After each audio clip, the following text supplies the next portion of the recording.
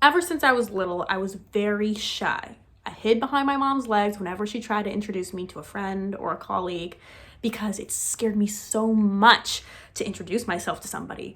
I didn't want anything to do with it. I wanted to hide and I wanted to just continue playing with my friends or people that I really trusted and knew best, because those are the people that I was most comfortable with, and I never felt the need to be extroverted or bubbly or outgoing because I don't know, I knew who I liked best, and I chose to stay quiet and, live in my own little head in my own little world. But as I've gotten older, I want to say that I am more on the extroverted side of the spectrum, because with age, I think it's just natural to be more comfortable and confident in your skin and want to be a part of conversations more. But I will say this, there's many, many benefits to being quiet and shy, which will be a future video, because I feel that in this society, we're really forced to be extroverted, right? You're graded on participation, any level of school that you're in, you're always graded on participation and like speaking out, blah, blah. But no one ever really highlights or rewards people who choose to be observers rather than partakers in conversations. So I will delve into that in my next video. But for now, I want to be there for the shy and quiet people who always have to bite their tongue whenever somebody calls them out on their shy and quiet nature. Now, what do I mean by this? Well, in social situations, I was never rude. I would always introduce myself, middle school and high school, I'm talking, not little girl Erica. Little girl Erica. I'm talking more middle and high school Erica. That is when I would be introduced to friends from a friend, right? It would be like high school parties, middle school gatherings, whatever. They're like, hi, I'm Erica. And I would hug them or shake hands depending on what kind of social situation we were in. And then I would sit back and watch everybody around me conversate, talk about whatever topic was being discussed. And I would be completely fine and comfortable in my own skin, sitting back and observing as if a movie was being played out in front of me. But there would always be that one immature person that had a problem with this. And they would call me out on my shy and quiet nature. They would say something along the lines of, why are you so quiet? Or why are you so shy? Worse, they would be sarcastic about it. If I did decide to speak up and say something and contribute to the conversation, they'd be like, wow, she speaks. Or, oh my gosh, Erica, like I thought you were mute.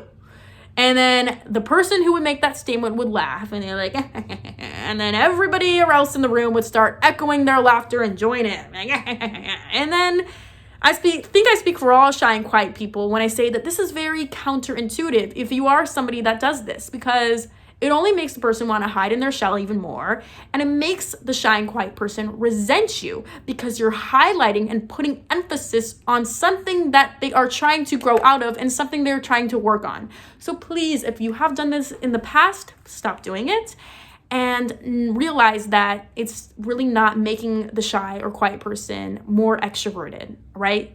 It's going to make them make a mental note in their head and think, oh, okay, this is what happens when I speak up.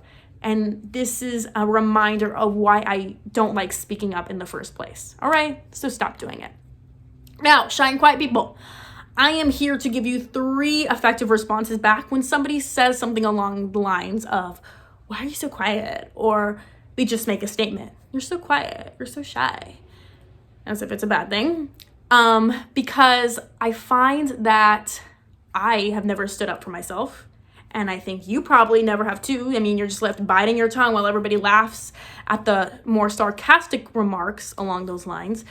And, while everyone's laughing, you're just like, oh, gosh, kill myself. Like, why did I even agree to be in this situation? I just want to be home, watching TV or just, in my own little world. And this is why I don't go out. This is why I prefer to stay home.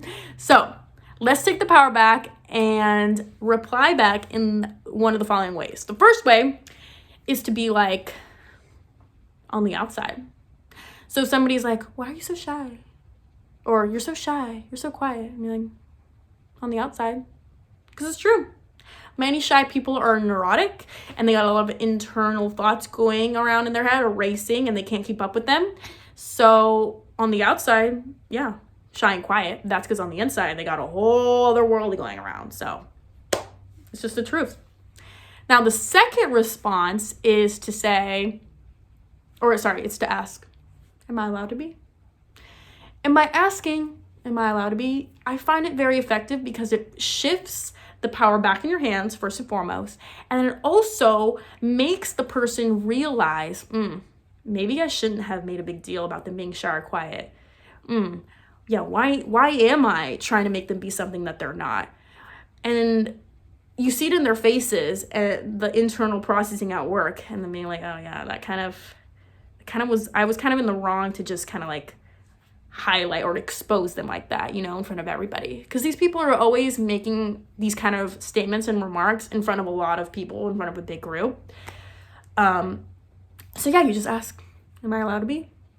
It's very powerful and effective.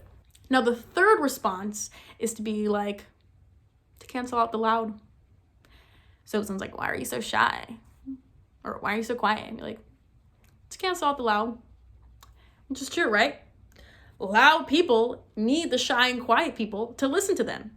Because have you ever seen two very loud people talking? They just end up talking over each other. They don't even listen to each other because they're both way more interested in getting their own words across rather than like soaking in what the other person has to say and offering response back. It's like, oh no, let me hear my story. And then it's like, my story. And so yeah, the loud people need the quiet people. So that is also a truth statement that you can say back.